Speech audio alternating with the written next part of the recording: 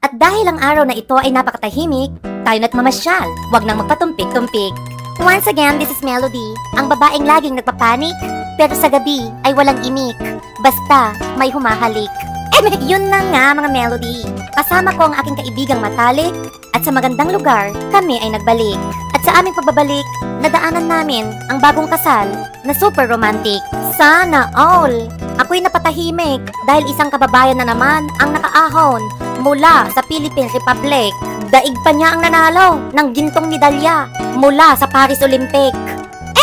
At dahil dyan sa aking nasaksihan, iba't ibang bagay ang pumasok sa aking isipan. Pati ang mga babae sa aking harapan ay gusto ko nang sabunutan. Kailan kaya darating ang aking katipan, ang nakaguhit sa aking kapalaran, yung magbibigay ng kilite sa aking kalamnan, ang bubuo sa aking balon-balunan, at magbabasa sa aking panubigan. Ngunit mas mainam na ito kaysa naman sa iyong kaibigan. Sabi niya wala siyang kasintahan, na ala pero sa gabi siya'y pinagpipiestahan doon sa inuman. Minsan ginagawa pa nilang pulutan. Mga ilang sandali, lalamunan ni Melody ay natuyuan. Kaya naman tindahan ni Kuya ay aming pinasukan. Ngunit kami ay may katanungan, magkano ba ang presyo ng kanyang takalan?